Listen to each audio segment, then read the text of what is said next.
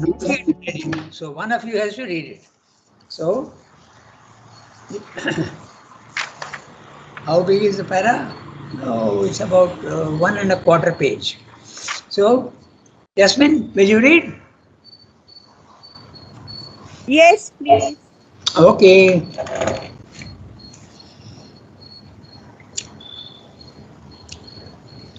Twofold, says Krishna, is the self-application of the soul by which it enters into the Brahmic condition. That of the Sankhyas by the knowledge, by the yoga of knowledge. That of the yogins by the yoga of works.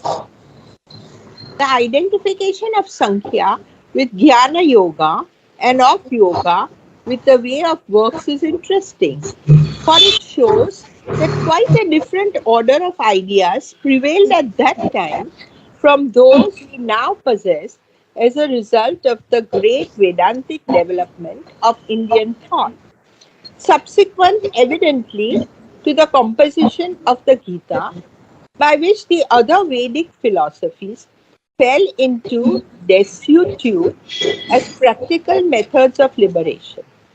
To justify the language of the Gita, we must suppose that at that time it was the Sankhya method which was very commonly adopted by those who followed the path of knowledge.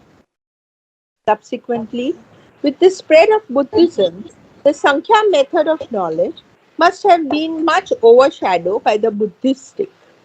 Buddhism, like the Sankhya non-theistic and anti-monistic, laid stress on the impermanence of the results of the cosmic energy, which it presented not as prakriti but as karma, because the Buddhists admitted neither the Vedantic Brahman nor the inactive soul of the Sankhyas, but it made the recognition of this impermanence by the discriminating mind its means of liberation.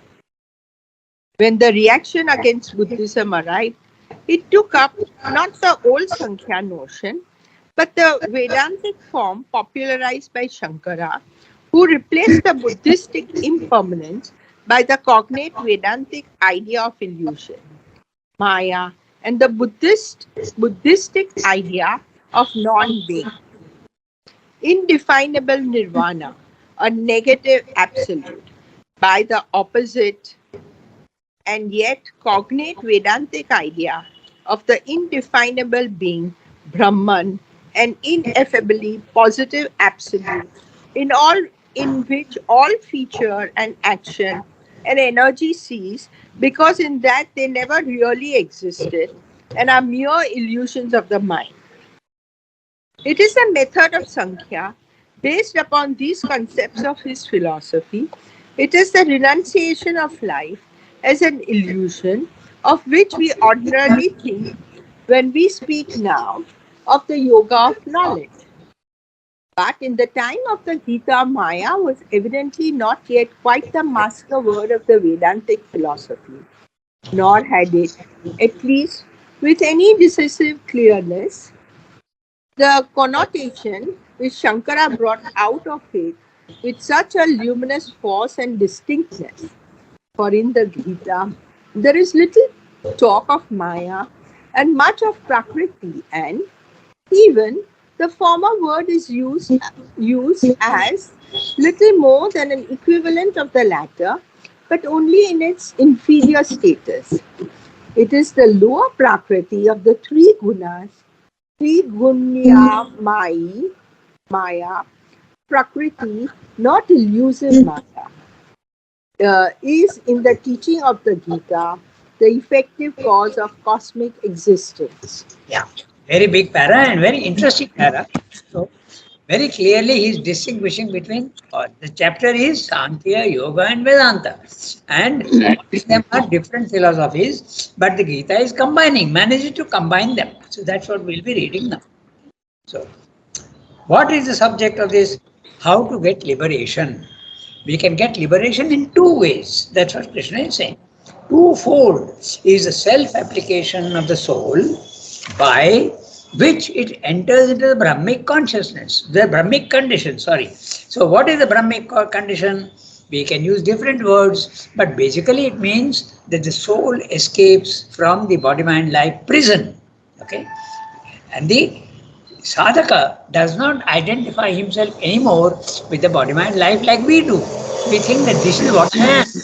But now he realizes that he is a soul, he is a self, he is a psychic being or the self. It can be both. But normally, when you speak of Brahmic consciousness, it's nothing to do with the psychic. Okay, it is vertically up. You have gone, and you feel yourself stationed above the head. Okay, physically you will feel yourself outside the body. Okay, that's a Brahmic consciousness. And what are the characteristics of Brahmic consciousness? Immutability, absolute peace, silence, no action at all, static condition, and free. You are not limited by the body mind life anymore. The body mind life is going on agitating, and you are seeing all the waves and even the storms and violence and all you seeing, jealousy, anger, negative, all these things are there. But you are up there and watching. It's like a sea in storm, and you are not affected at all. When we are in our body mind life, when I get angry, the body even will start trembling, and it will disturb you for 3-4 hours, or it may even disturb you for one full day. You will be in turmoil. But in the Brahmic consciousness, your soul has gone out and there is absolutely no turmoil at all. So the Brahmic consciousness is the same as Nirvana, is the same as the Atman, is also the same as the self. Normally we use the word self. And that condition, we must be very, very clear, absolute peace, sense of infinity. You realize that you are immortal. All these things come when you make consciousness. The body-mind life are only your clothes which you have taken for this particular life. You will again take birth and you will put on new clothes. You will put on new clothes, a new body, new life and a new mind, and again they will be thrown away and take another one. So this is what you realize. And how to get this Brahmi condition? There are two ways. One is the Sankhya method, intelligent will. You say to yourself that you are not the body-mind life. Na iti, na iti, nati, and finally slowly it gets disengaged. You go on separating yourself from your body-mind life, and one day you feel that, now I am completely separated from my body-mind life. That's a Brahmic consciousness. But there's another way. So this way is, don't do any work, okay, and separate yourself from your body-mind life. But the other way is, do the work. Not necessary to lose your identification with body-mind life, but you think that the work is being done not by me, but by the divine. And comes not divine, actually Prakriti. But that comes through offering your work to the divine. That's a karma yoga. So one is the Sankhya method and the other is the karma yoga. Which Sri Aurobindo is using here, yoga. And not Sri Aurobindo, the Gita. When the Gita speaks of yoga, they mean karma yoga. Okay? So this is two ways of entering into the Brahmic consciousness. One, you get rid of your identification with body, mind, life, and your mind becomes silent and you go up. And when you go up, you see all the turmoil in the body, mind, life, and you are just watching and you are not affected at all. The other way is, offer your work, whatever you are doing, eating, sleeping, going here, going for your work, sitting and driving in the car, constantly think that the divine is there with you. This is a karma yoga. Offering, remember and offer. Remember and offer. These are those words. This is the Gita's way. Remember and offer. Remember and offer. Okay. Then, in fact, the Gita's words are Man Mana Bhava. Become my minded. Constantly think of the divine, associate the divine with whatever you are doing. As I said, if you are going on a scooter, think that mother is riding with you as a pillion rider. Okay, so when you are going, you may be going on a cycle, you don't have a pillion rider, but imagine that she is there in front of you, guiding you to safety. So constantly, whatever you are doing, if you are eating, give your food first to her and then taste it as a prasad. Okay. So this is how you have to go on doing. If you are going to play a football game, concentrate on her and tell her that protect me. I should not break my leg while playing. Of this a very limited way, but you always ask for help and protection. You are fully within your rights to ask for protection, and at the lower level, there is nothing wrong with it. But even a better way is I leave everything to you. You do what you have to do with me. That's a total surrender. Sarva dharman parityajya. Mamekam sharanam praja. That's the last. That's not easy to do. So in the beginning you can do it. So here are the two methods. Clear now? One is make your mind silent and get away from body, mind, life and all work. Don't pay any attention to your work. Reduce it to the minimum. That's one method. And the other method is do the works. But remember that the works are only a means, they are a scaffolding to rise to the higher level. I read now the sentence, it will be clear. Twofold, says Krishna, is the self application of the soul by which it enters into the Brahmic consciousness. Number one, Sankhya, by the yoga of knowledge, okay, Jnana Yoga, and the other, that of the yogins, by the yoga of works, Karma Yoga. In one, you are getting away from the physical world. In the other, you are in the physical world and using it as a springboard. This is this identification of Sankhya with Jnana Yoga and of yoga with the way of works is interesting. It's amazing. For it shows that quite a different order of ideas prevailed at that time, 5,000 years ago, from those we now possess as a result of the great Vedantic development of Indian thought. The great development of Vedantic development of Indian thought is referring very clearly to Shankara, which is the 8th century. Okay, Buddha was 600 BC, and our Mahabharata and Ramayana and all these you can roughly place it at 3,000 to 5,000 years earlier. Okay, so then Buddhism came 600. It completely changed the Vedic concept and brought in the idea of nirvana. The world is absolutely non-existent. So, but Shankara changed all that in 8th century AD. That is about how many years? Quite a few. 800 years after Christ. Okay, and um, our era, maybe 1500 years. 1500 years before our era now. That was Shankara. And he has left his mark, indelible mark on Indian culture. Wherever you go in spirituality, there is no escaping from Shankara. Okay. He strides the Indian subcontinent like a giant. He has got his footprint in Kashmir. He has got his footprint right here in the lowest part of the Indian also because he's from Kerala. Okay, so a giant of a spiritual uh, personality. I mean, it's absolutely a fact that at the age of 6, okay, he completed his education at the age of 6. You may wonder whether it is possible, but even today, in today's world, you will see that 6-year-old children are sometimes unbelievably they are doing things. There are many videos. There is one fellow called Kautilya, a very small boy, okay? He knows so many things. So anyway, it's possible. So this identification with Sankhya and Yoga, okay? Sankhya philosophy and Jnana Yoga. Sankhya is a atheistic solution. Okay, it says there is no God there. There is only a state of Brahmic consciousness. It's an impersonal idea. Okay, yeah. Jnana Yoga also goes to the impersonal aspect of the divine. The Brahmic consciousness is impersonal. It's a state of consciousness. There is no God there. It's a peace, calm, absolutely a sense of infinity and release. And of yoga, which is karma yoga, with the way of works. Yoga at that time was um, the Raj Yoga, and that is being identified in the Gita by the way of works, that is karma yoga.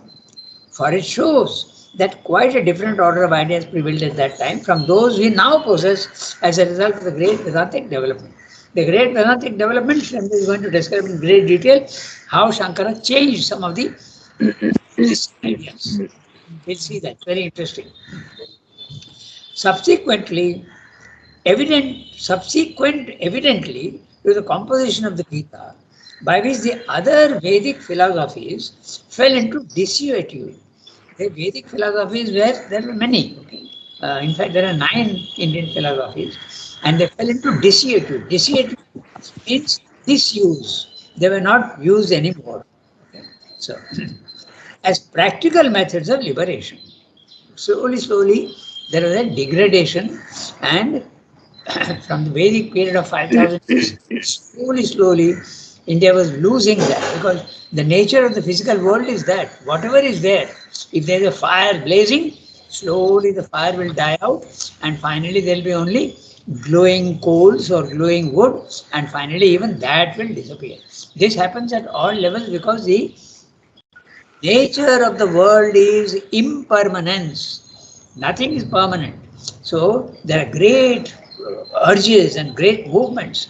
It applies physically, it applies even spiritually in the physical world. Something comes up and slowly disappears. Civilizations also, after 200, 300 years, they disappear. Okay? So that has happened so much often. The only two civilizations which have not totally disappeared are the Indian and the Chinese civilizations. The others all have simply vanished. Okay. So he is saying, subsequently evident to the composition of Gita, which the other Vedic philosophies fell into desuetude as practical methods of liberation. To justify the language of the Gita, we must suppose that at that time it was the Sankhya method which was very commonly adopted by those who followed the path of knowledge. So, what is that method? There is a footnote. The systems of the Puranas and Tantras are full of the ideas of the Sankhya, though subordinated to the Vedantic idea and mingled with many others. There is a good deal of mixture. The Upanishads also were there. The Upanishads are the Vedanta, the end period of the Vedas. The Vedas were the original, and they were not experiences. They were only, they were not philosophy. They were only records of experiences. And that record also is not man made as such, normally as we understand. They were heard. They were heard and noted down. Just like automatic writing, also, when you hear and you write down, you are not conscious, your hand is going on writing. So the Vedas are of that nature. That's why they say Vedas are not created by any poet or any human being. They have come down simply and noted down. That's the. That is Shruti, no, Ranganath? Exactly. Shruti. That's right. So there are many Shrutis and there are also many Smritis. Smriti is remembrance. When you have an experience, you realize that I knew about it, but I had forgotten about it. Okay. That's what you feel when you get a spiritual experience. That's why they are called Smritis and Shrutis. Okay, so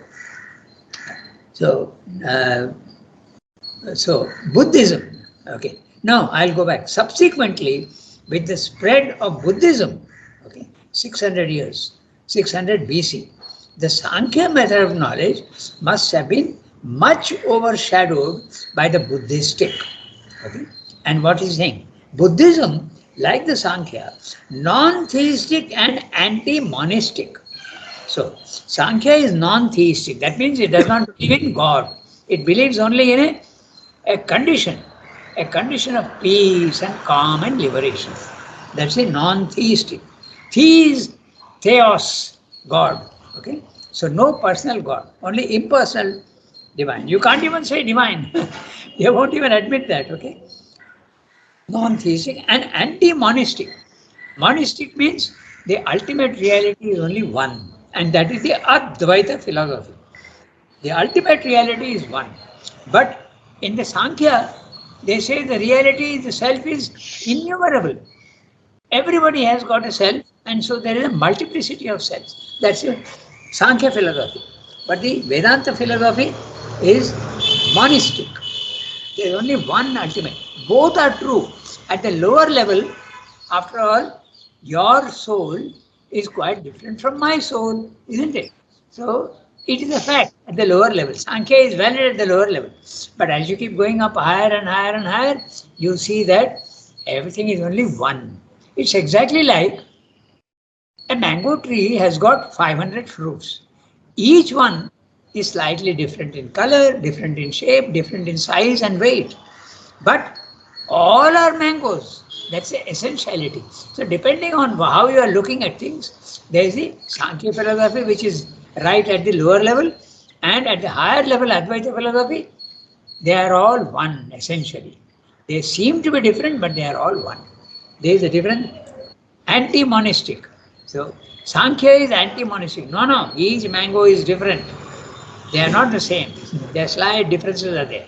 But the other fellow will say, the Advaita fellow will say, wait. Don't start paying so much attention to small details. They are all mangoes. And essentially, there is one taste only for all mangoes. And that's the highest, the Satchidananda.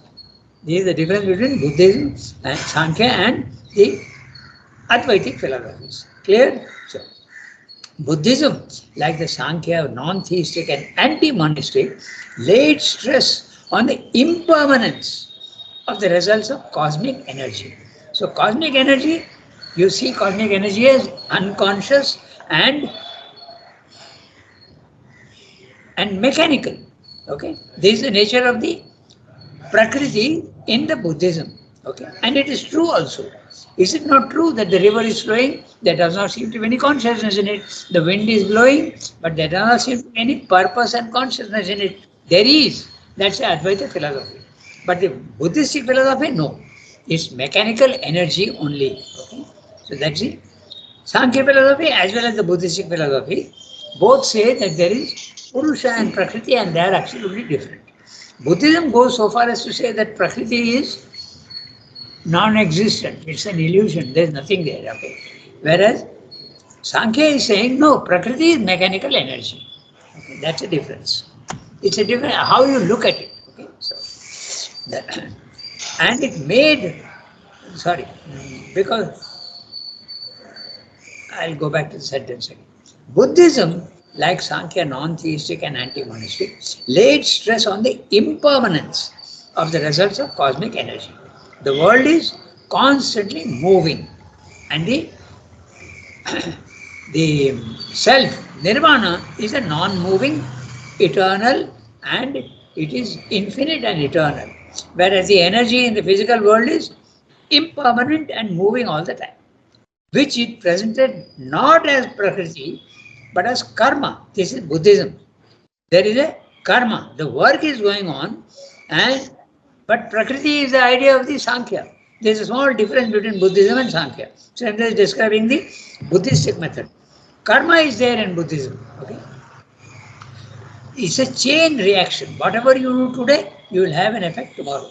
Because the Buddhists admitted neither the Vedantic Brahman, the Buddhists did not, nor the inactive soul of Sankhyas. So what is their philosophy? A nihil. Ultimately, everything is wiped out. There is nothing. Total peace and calm and a zero, nihil. That's the Buddhistic idea. Or rather, the interpretation of the experience of nirvana, that's a Buddhism. Okay, so this is what they said. So the Buddhists admitted neither the Vedantic Brahman nor the inactive soul of the Sankhya's. The inactive soul of Sankhya is Purusha, and physical world is Prakriti, mechanical energy. But Buddhism say, no, there is neither the soul nor Prakriti, nothing is there, everything gets wiped out. It depends on how you are seeing. No? We discussed this many times. If you are seeing a blank, you can see it as zero. There is nothing in it, I can't describe it. You are a Buddhist. But if you say that, wait, that which seems to be blank actually contains everything, but in a featureless manner. So that is the Advaita philosophy. Okay? So when the reaction against Buddhism arrived, and when did it arrive, we'll discuss that. It took up not the old Sankhya notion, but the Vedantic form popularized by Shankara, who replaced the Buddhistic impermanence by the cognate Vedantic idea of illusion, Maya. So, what Buddhists are saying is non-existence and only and Sankhya is saying mechanical energy in the physical world. Shankara is saying it is illusion. You are seeing it in the wrong way. Okay? The Buddhists are saying there is no reality in the physical world. Sankhya is saying there is a reality, but it is mechanical and unconscious. Now, Shankara comes and says, no, no, the physical world is real, but you are seeing it in the wrong way. The physical world is not unreal, it is real, but you are seeing it in the wrong way. That's a Maya. Okay? So these are the three different ideas at that time. So I'm just explaining. And the word cognate has nothing to do with cognition. Huh? Cognition is not the way of knowledge. The cognate, the word means related ideas. Okay? So, the cognate Vedantic idea of illusion, Maya, what you are seeing as zero is actually an illusion. This is what Shankara says. The Buddhistic idea of non-being, indefinable nirvana, a negative absolute. Buddhism is saying it's an absolute which is negative, there is nothing in it. By the opposite, yet cognate Vedantic idea of the indefinable being Brahman. Okay, so Buddhism is saying there is nothing. Even the nirvana experience is an experience of zero. There is nothing there. Shankara is saying it is not zero, but it is you are seeing the physical world as a zero, and what you are seeing as zero is actually because your language cannot express it. It is inexpressible, anirvachaniya. So there is a difference. Okay. The same thing can be expressed in two ways. Na? Buddhists are saying there is nothing. Shankara is saying, wait, there is something, but you can't describe it. You can't put it into words. Okay? That's the difference between the two. Experience is the same for both. The Buddhistic idea of non-being, indefinable nirvana, and negative absolute. Shankara is saying it's not negative absolute. It's a positive absolute. Okay.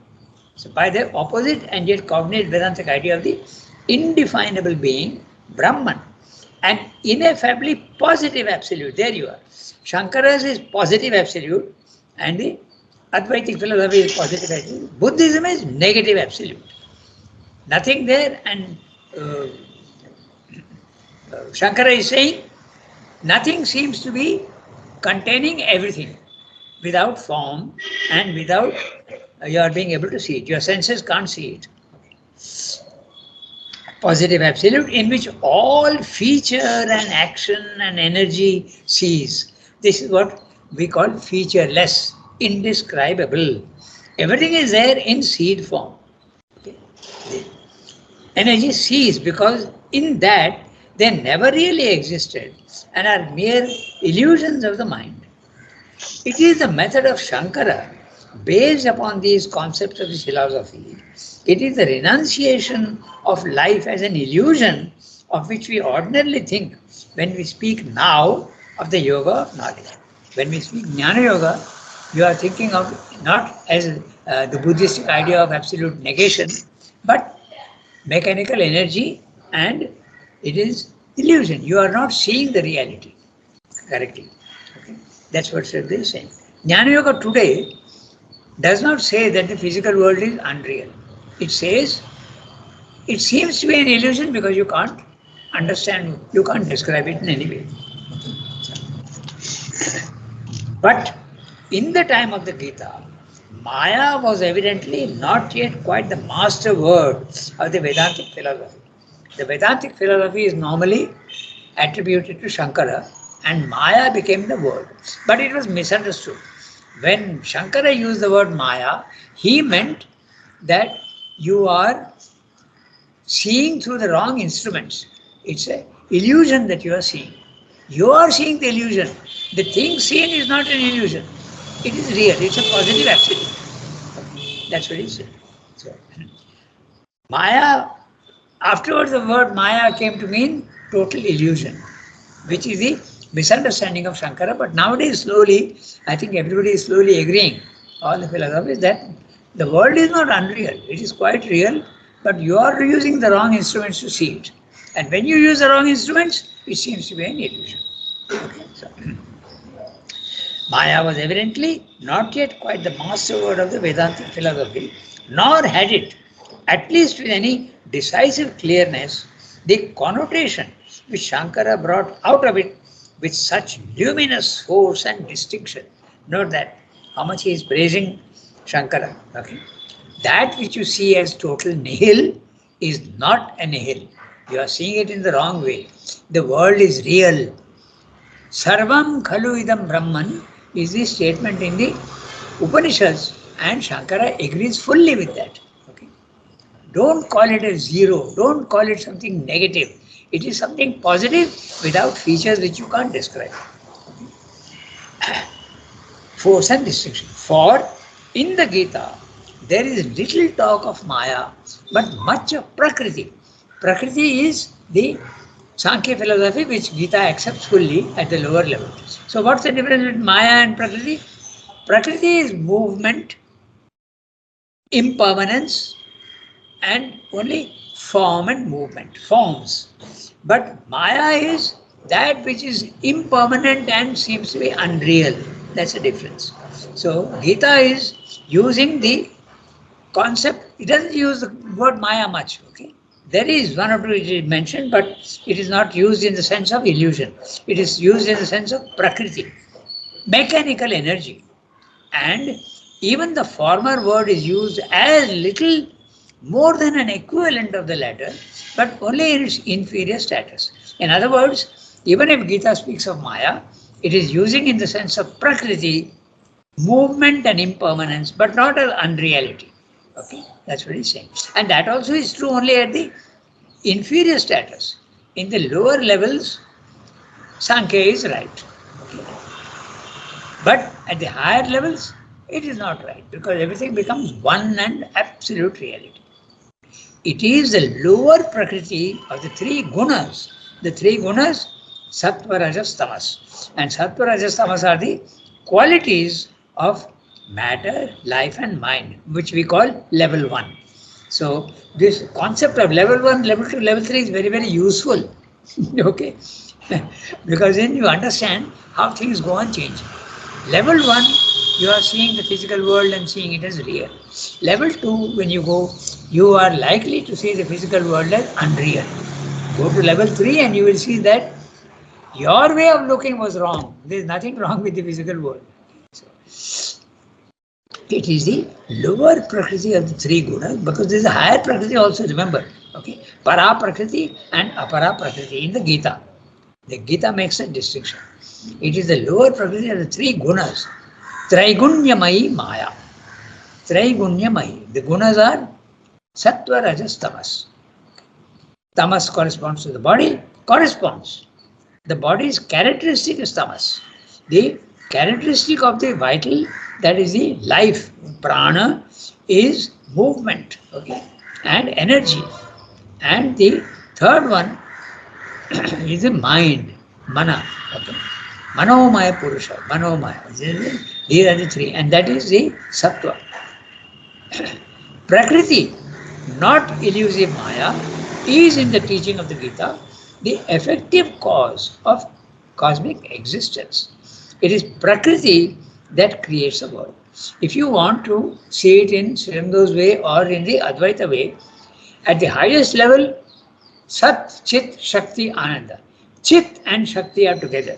But when you come down, Shakti and Chit separate. And Shakti becomes mechanical energy, and Chit is the one dictating terms to the Shakti. Do this, do that, create the world. But with my permission and my force behind you. Okay? When it comes down here in the physical world, Prakriti seems to become mechanical energy at the lower level, and different philosophies say different things. Okay? But this is in the Gita, there is no question of unreality of the physical world. It's only Prakriti, movement, which seems to be impermanence. It becomes impermanence and mechanical unconscious energy. This is what Shendra is explaining. So, 8:36. So we have finished one, but very clearly Shendra is explaining to you Sankhya, Karma Yoga, Raj Yoga, and Vedanta. Each one. Sankhya was the I forget the name of the author who invented this, but there are two Sankhyas. Huh? There is a theistic Sankhya and there is a non-theistic Sankhya. So, then there is the Yoga, Karma Yoga. Okay? That is normally identified with Raj Yoga today. Patanjali is Raj Yoga. And the Vedantic idea is Shankara's idea, 800. Okay, we stop here today. Uh, can I just ask you one misunderstanding? Tell What me. did you say about the Upanishad? It is the end of the Vedas, and That's they are written down. yes. And That it's not an experience. What is it? it is philosophy. It is a expression. Vedan, the Upanishads are the philosophical expressions of experiences. Oh, They it is are, the expression of experiences. yes, that's right. Whereas the Vedas are only experience. They are also put in words, but they don't speak of philosophy. They don't say this is that, impermanence, permanence, what is the nature, all these things. The Vedas don't speak about all that. Okay. Yeah. Merci beaucoup. Okay. Au revoir, everybody.